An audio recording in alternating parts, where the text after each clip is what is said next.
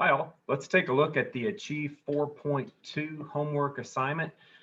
This first problem is just a matter of some logic depending upon the extreme value theorem, so I don't need to show my work for it.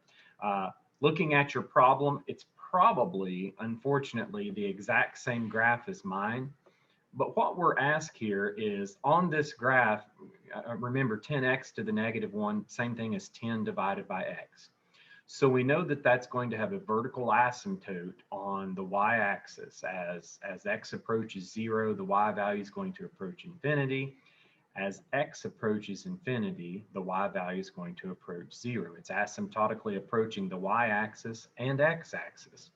Well, what it's asking is on this function, on the interval 0 to 2, so if you just restricted it to be values of x from 0 to 2, so it would end right here, we're trying to determine if it would have a maximum, a minimum, neither a local maximum nor minimum, or both a local maximum and minimum. And when you think about this function, it's decreasing during the entirety on that interval from 0 to 2. So I'd say, well, okay, maybe it has a maximum at 0, but no, it can't for actually a couple of reasons. The function's not defined at 0, and also your interval doesn't include 0 as an option. So then you might think, well, okay, then maybe there's a minimum at 2. Absolutely not. Why not? Because you're not including 2 inside of your interval. So the extreme value theorem is really only relevant if you're including your endpoints with brackets. We say, since neither endpoint is included, you never do obtain a maximum or minimum value because we can't quantify any x value where the minimum exists. You might say, well, maybe I could say there's an x minimum, or sorry, there's a minimum when x is 1.999. No, because it gets even smaller when x is 1.9999. So since it can't approach 2, there's no one value of x at which the minimum value exists. So there's no minimum or maximum. Now the reasoning for the next problem is the exact same. You say, well, what if you restrict it to be values from 1 up to 3?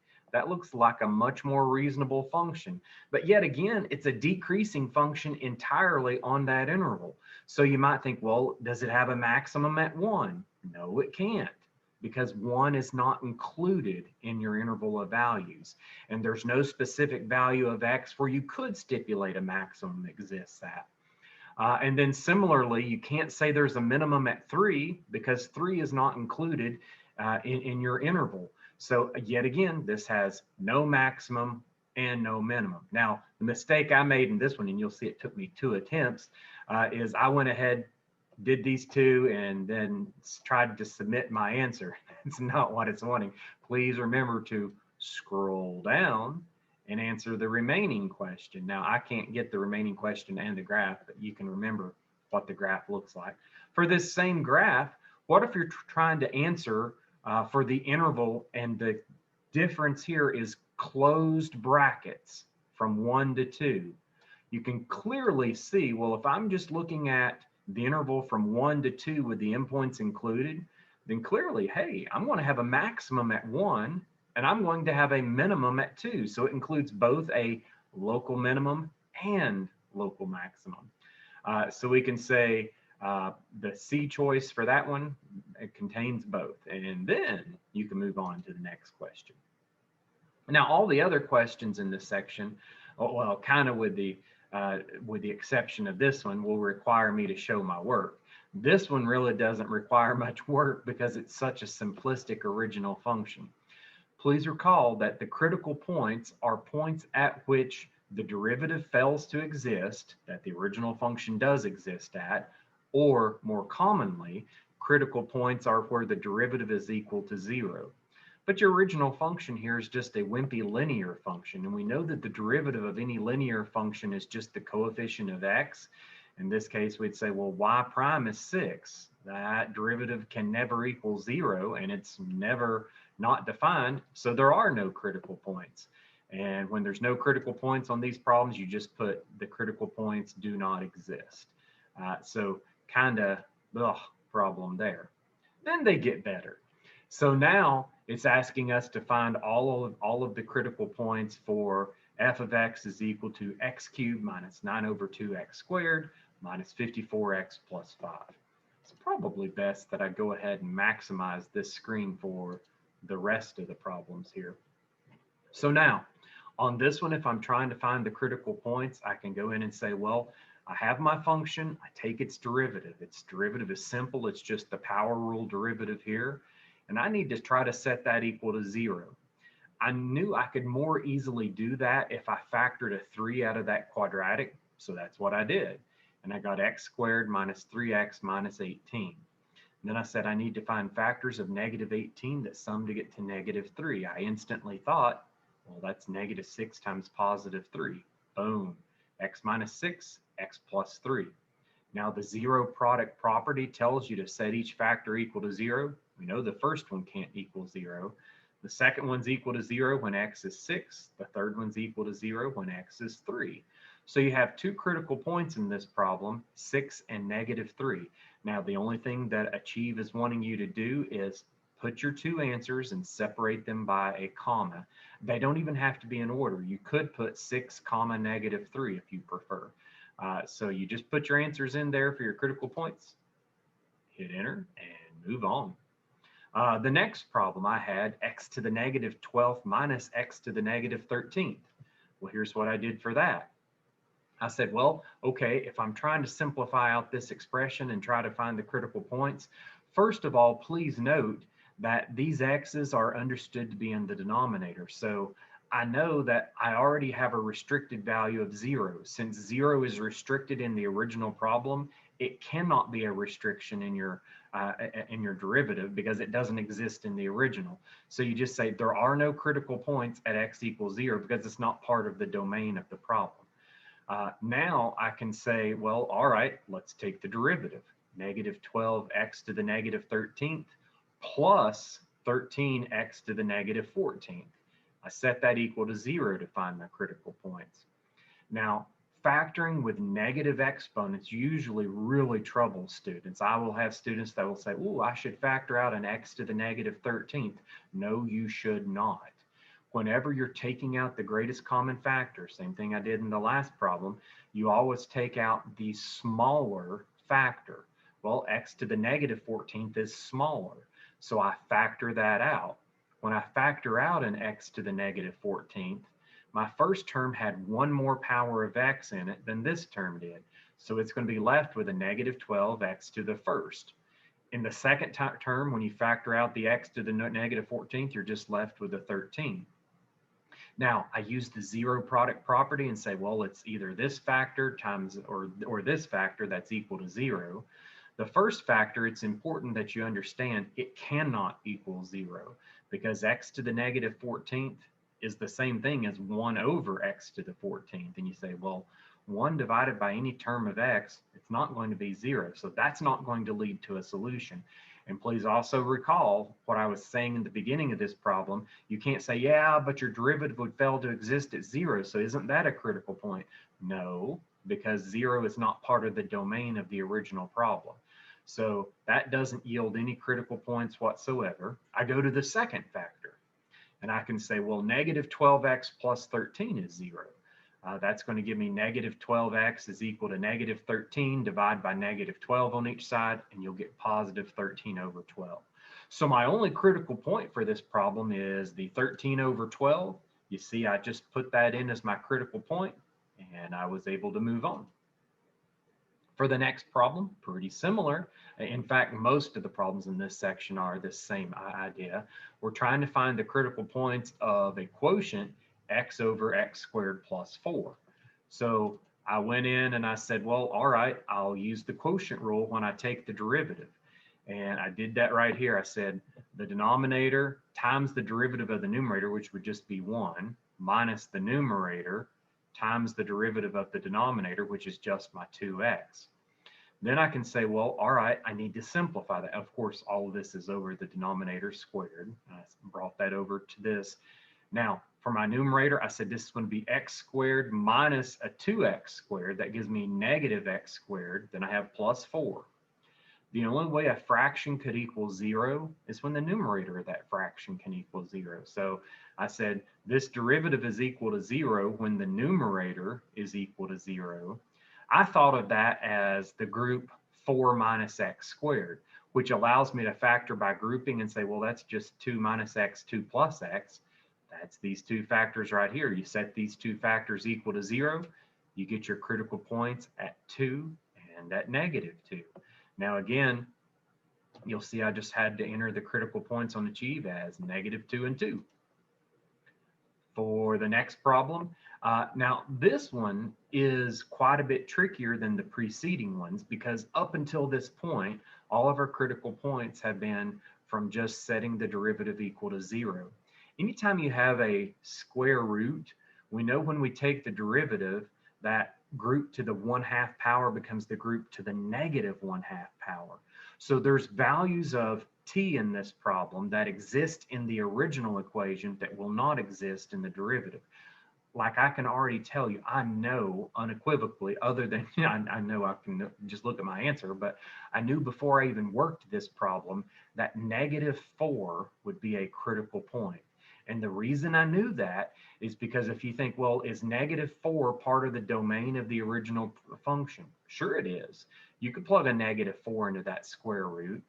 But remember, what happens when you take the derivative, the power on that group goes down by 1. So it's going to become a square root in the denominator. You can say, could you plug a -4 in to the root of t plus 4 in the denominator? No.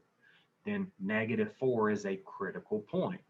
Now, in order to find the other critical point, I have to show my work for that. So here's my problem.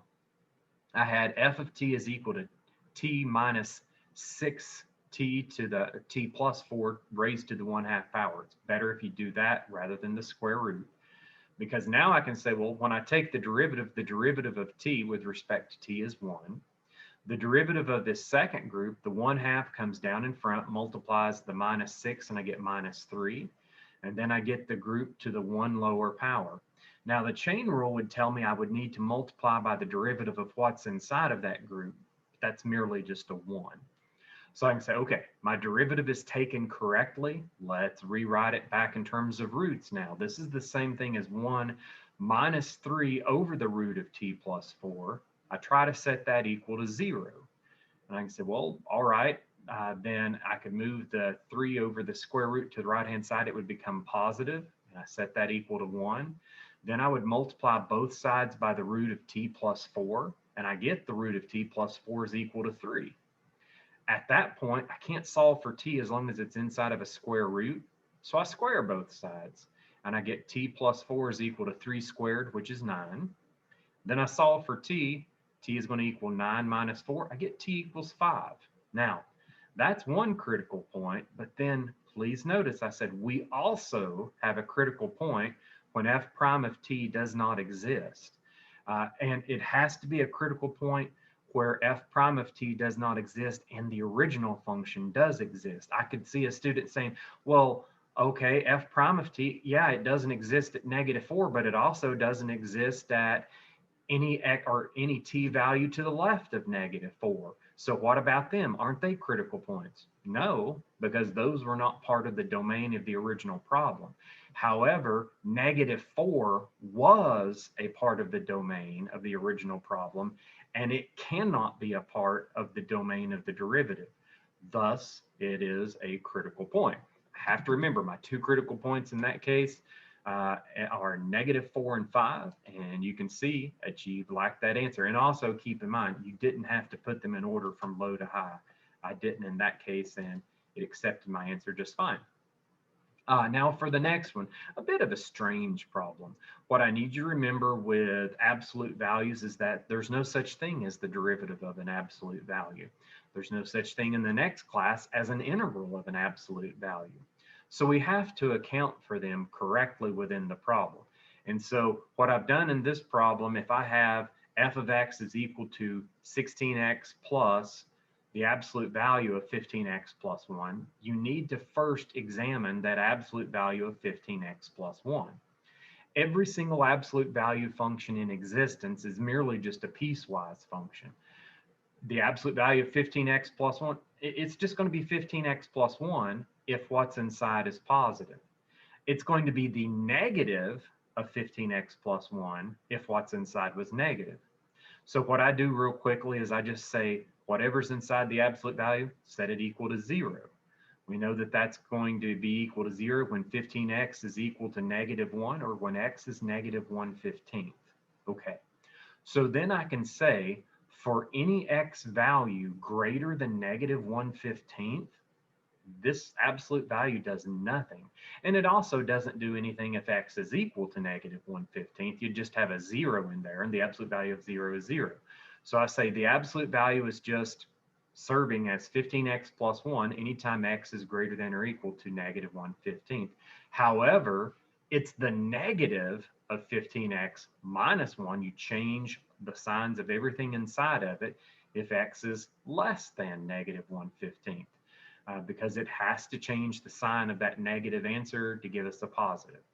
So now I can say, all right, then my overall function really is just a piecewise function. And I can say it's going to be 16x plus 15x plus 1 in order to get to 31x plus 1 for all x values greater than or equal to 1/15. Then it's going to be 16x minus 15x minus 1 for x minus 1 for all x values less than negative 1/15. Now, these two are very easy functions to take the derivative of. So I can say, well, the derivative of this first part of the piecewise function is just 31.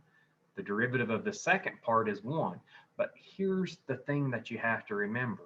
That sharp point where the two portions of our absolute value function are meeting, that's not differentiable. So while it is certainly differentiable for every value after negative 1/15, and it's certainly differentiable for every x value before negative 1/15, the point at which they meet is a sharp point.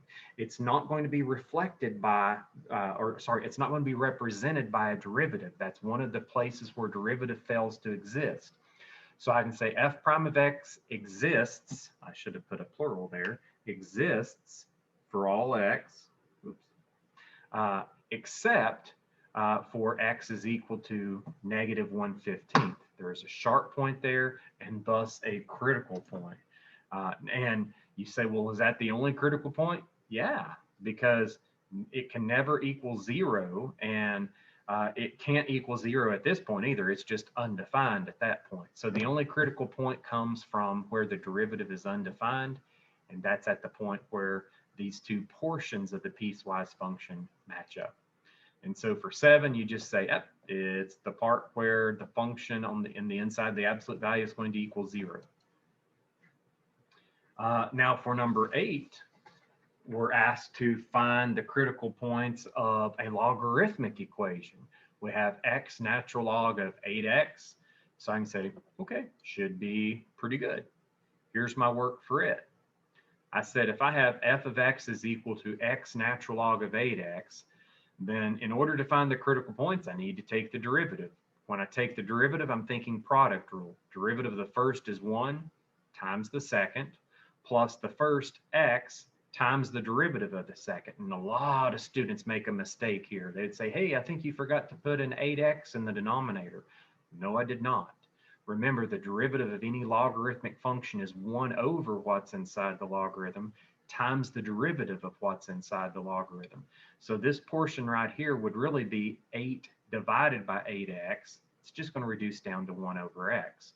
So then I can say, all right, then I can simplify this derivative to the natural log of 8x plus 1, set that equal to 0, because that's where your critical points will lie. Then you can say, well, then this is going to give me the natural log of 8x is equal to negative 1, subtracting 1 on each side. Then in order to get rid of the natural log, please remember that's log base e. The inverse of a log base e is an exponential function base e. So we exponentiate each side of the equation. When you exponentiate the left-hand side, e and natural log cancel. You exponentiate the right-hand side and you have e raised to the negative 1. A common mistake I see students make is they'll think, oh, you're just multiplying by e. No, you are not. Both sides of the equation go in the exponent of an e. The e raised to the natural log cancel. You're left with 8x. Your other side is e to the negative 1. Now, of course, in order to solve for x, you do divide by 8. And so you get e to the negative 1 over 8. That would have been a fine answer. I preferred to call it 1 over 8e as a more simplified version of that answer. And you can see Achieve liked that answer. For number 9, we're supposed to find all of the critical points of the inverse cosine of x function plus 8x. Now, they really didn't have to tell us the domain because we know that the domain of the inverse cosine function has to be the range of the cosine function. The y values of cosine always oscillate between -1 and 1. So, of course, the domain of the inverse cosine of x has to be for x values between -1 and 1. That really didn't need to be stipulated, but they did. So I can say, all right, here's my function, and it's only for x values between -1 and 1. Then I can say, well, all right, I'll take its derivative. The derivative of every single inverse cosine function is -1 over the square root of 1 minus whatever's inside of it squared. So this is just the base inverse cosine function. We'll have -1 over the square root of 1 minus x squared. Of course, then plus the derivative of 8x is plus 8. I set this equal to 0 to find the critical points. That's going to give me 8 is equal to the positive quotient of 1 over the square root of 1 minus x squared. Then I multiply by that square root on each, or actually, I knew I would have to get rid of the root. So what I've done from this step to this step is I just said, well, since you're going to have to get rid of the root, why don't you go ahead and square both sides? So I did that. 8 squared is 64. The right-hand squared is 1 squared over the root squared. That just gives me 1 over the group 1 minus x squared. Then I said, let's get the variable out of the denominator by multiplying each side of my equation by 1 minus x squared. That gives me 64 times the group 1 minus x squared is equal to 1. Then I know that the left-hand side would be 64 minus 64x squared. And I went ahead and said, well, let's move that 64 over to the right-hand side. It becomes 1 minus 64. I'm going to get -64x squared is equal to -63. Divide through by -64 on both sides, and of course, you'll get x squared is equal to positive 63 over 64. Now we take the square root of that. And you say, well, that's going to give you the positive or negative square root of 63 over 8 for your final answer for your critical points. Both of these are within the domain of -1 to 1, so they're both critical points. You can't enter them like that on Achieve. You just have to list them out individually. You'll see I listed the square root of 63 over 8, and then comma, the negative square root of 63 over 8. For number 10 here, this is one of the few problems in this section that it's wanting you to list the critical points and then state the values at which your function has a maximum or minimum on some closed interval. So this one's using the extreme value theorem. It's saying to find all x values at which the critical points occur of the function. F of x is equal to 4x cubed minus 15x squared plus 8x on the interval 0 to 4. What the extreme value theorem says is that any maximum or minimum on a closed interval, and this is a closed interval from 0 to 4, will either occur at the endpoints or at any critical point within those endpoints. Okay, so here's what I did for that problem. I said, all right, here's the function that they gave me, this cubic. I need to take its derivative. When I did that, I get 12x squared minus 30x plus 8. Now, I need to set that equal to 0. I certainly could have at least factored a 2 out of it, but I didn't think it would be easy to factor even after that. So I just gave up on factoring it and said, let's just use the quadratic formula.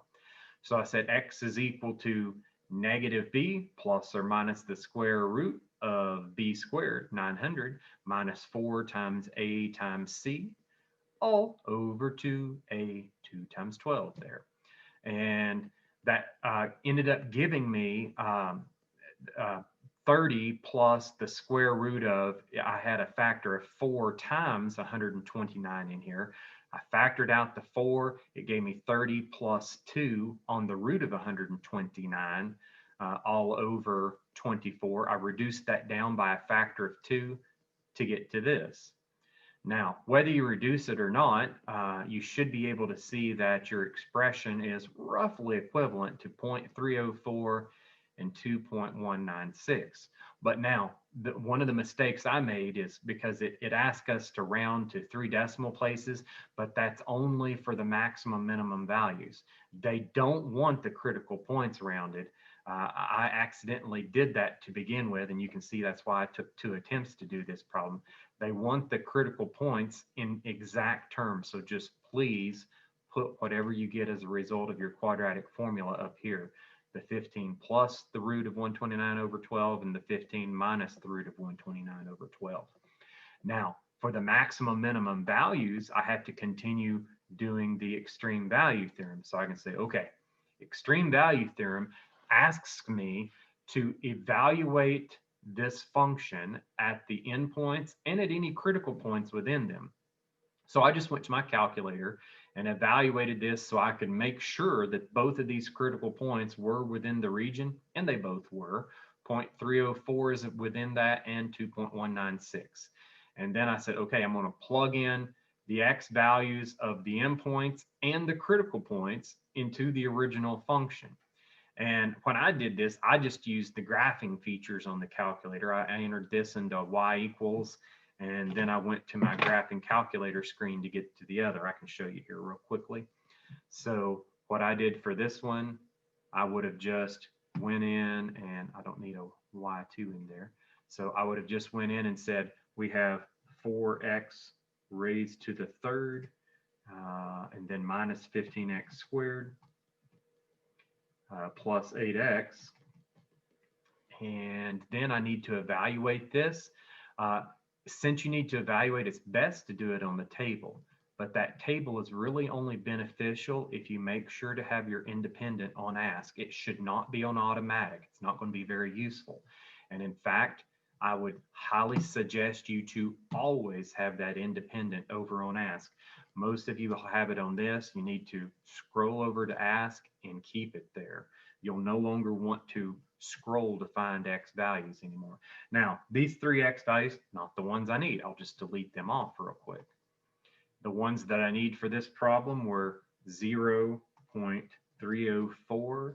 2.196, and 4. So you can see I get my values here, the 48. Now you may have to go to the specific y value if you want it to 3 decimal places like I did here. My screen rounded off to 2 decimal places, and 1.158 and the 0.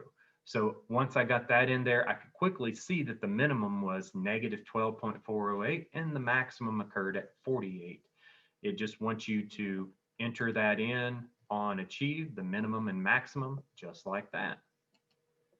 For number 11 here, it's giving me a problem where I have, and this one's kind of wimpy, it's just a polynomial. Sorry, it's a, well, it is a polynomial, but it's just a quadratic function, which means it has a linear derivative, simplistic, and it's on the interval 0 to 5. So this one's a very short and very sweet problem. And notice, unlike the last problem, they don't ask you to state the critical points. All they're wanting you to do is you do have to find the critical points and then evaluate at the endpoints and any critical points to determine this maximum and minimum. So what I did for this one, here's my function. Its derivative, very simplistic, just 4x minus 8. I set that equal to 0. I get 4x equals 8 and x equals 2. So now, my interval was 0 to 5. 2 is certainly within that interval. So in order to determine any maximum or minimum values on this closed interval, I plug in the endpoints 0 to 5 and the critical point within. Again, I just use my calculator, although you don't have to at 0. We automatically know it has to be 7. F of 2 ended up being -1 and f of 5 ended up being 17. So you see I had a minimum at -1 and a maximum at 17. I simply just entered that in on Achieve, the -1 and 17, and Achieve liked it. Same thing on the next problem. In fact, it's pretty much the same problem. You still have a quadratic and you have a closed interval this time between 1 and 2. And we're supposed to evaluate it on that and determine any maximum or minimum values. So for number 12 here, I have -5x squared plus 2x minus 3. Its derivative, power rule, I get -10x plus 2. I set that equal to 0, and I can say, well, I know that that's equal to 0 when 10x is equal to 2, or when x is equal to 2/10 or 1/5. That certainly is in my interval range from -1 to 2. So I evaluate my endpoints and the critical point within. When I did that, and again, I just used the table on my calculator, I got a -10 for the y value at -1, a -2.8 for the y value at 1/5, and a -19 for the y value at 2. Clearly, -19 is my low value, and -2.8 is my high. So minimum -19, maximum 2.8. 13, pretty much the same idea. We still have a quadratic. Does it matter that it's in terms of t? Certainly not. This time it's on the interval 0 to 12. So I find the critical points by taking the derivative. Derivative is going to be 20 minus 2t. I set that equal to 0 and I get 20 is equal to 2t. Then I can say, well, then t is equal to 20 over 2, which is 10. That's inside the interval. So I evaluate the function at the endpoints 0 and 12 and at the critical point within them, 10. When I did that, I got a 0 for the minimum occurring at x equals 0 and a 100 for the maximum. Now, please remember on these problems, we're not entering in the t values. You're entering in the f of t or the y values for your minimum and maximum. So I'm literally entering in 0 for the minimum, 100 for the maximum. And you can see that right here. Oh, actually for this one, it is asking what the critical point C was. So you need to see that you need to enter in the 10 for your critical point, but then your maximum minimum, it's the Y values there, your 0 and your 100. For the next problem, 14, it goes back to where it doesn't want to know the critical points anymore. It's just asking the minimum and maximum. So it gives me a cubic function on the interval 1 to 6. So I can say, okay, if I have my cubic function on the interval 1 to 6, then I'll say, let's go ahead and take the derivative of that cubic function. I'll get 12x to the second, and then this gives me minus 48x to the first. Of course, the derivative of 18 is 0. I set that equal to 0. I do that first by factoring the left-hand side. I can factor out a 12x. When I do, I'll be left with x minus 4. Now, if I set that equal to 0, then 12x is equal to 0, which gives you x equals 0. And x minus 4 is equal to 0, which will give you a solution of x equals 4. So now both of these are critical points. However, only one of them is a critical point of relevance. We look at our closed interval between 1 and 6 and say, well, the critical point of 0 is not within that. So it's irrelevant for this problem. So I only evaluate the function at 1, 4, and 6. That's what I did here, the endpoints and any critical point within them. When I evaluated the function, you can see that at 4, I got a y value of -110. That ended up being my minimum. And when I plugged a 6 into the function, I got a y value of 18, which was clearly the highest y value. So it's my maximum on this region. For number 15 here, we have the function, again, it's a cubic. Y equals 26t cubed plus 39t squared. And we're interested in the t values just between 1 and 2. So first, I took my derivative. That's going to give me 78t squared plus 78t, which factors gorgeously. You can say, well, you can easily factor a 78t out of that, and you'll be left with a t plus 1. So clearly here, my critical points are going to be at 0 and at -1. Now, for the first time in this assignment, neither of the critical points are in the region of interest. So what does that mean? It just means they're irrelevant for this problem. So yes, I had to find my critical points, but neither one of them play into the answer in the problem. So I just said, well, you just got to evaluate this function at its endpoints 1 and 2. When I plugged a 1 in, I just had 26 plus 39 for 65. When I plugged a 2 in, you had 26 times 8 plus 39 times 4, and I got a 364 for that. Clearly, I have a maximum at 364 and a minimum at 65. Now you can see that that is exactly what they asked for in that problem. And fortunately, in this problem, they didn't ask for the critical points, because that would have been a little confusing. The critical points, yes, it did have critical points, but neither one of them ended up being relevant for the problem because they were not within the region of interest. So I'm glad it didn't ask what are the critical points in this problem.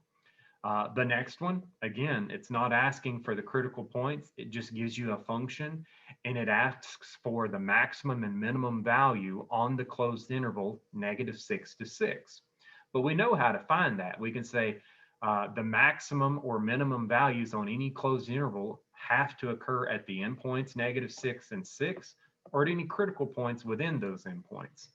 So I take my function here and find its derivative, 5z to the 4th minus 1,280. Set that equal to 0. The first thing I did is I said, well, of course, the 1280 is going to move over to the right-hand side. Then you would end up dividing it by 5. Well, when I said 1280 divided by 5, I had 256. So now I can say z to the 4th has to equal 256, and I need you to remember, anytime you're taking the even root of both sides, most students remember it when we have the square root. Like if I say, ooh, x squared is equal to 9, take the square root of both sides and you get x is equal to both the positive and negative square root of 9, plus and minus 3. The same thing applies to any time you take the even roots of both sides. So when I take the fourth root of both sides, the fourth root of the left-hand side is z. The fourth root of the right-hand side, it is the positive negative fourth root of 256. And then the fourth root of 256 is just 4, since 4 times 4 times 4 times 4 is 256. So now I can say, all right, then both critical points, -4 and +4, are within our region of interest. I plug them both in. And in this case, when you plug in the -4, you actually get the maximum value of 4,096. When you plug in the +4, you'll get the minimum value of -4,096. And if I go back to the achieve, you can see, yes, the y minimum in this case was -4,096 and the y maximum +4,096. Now, I'm going to pause at this point and make sure that the Zoom doesn't cut out on me. I'll do the remainder of the problems 17 through 26 in a second video for this section.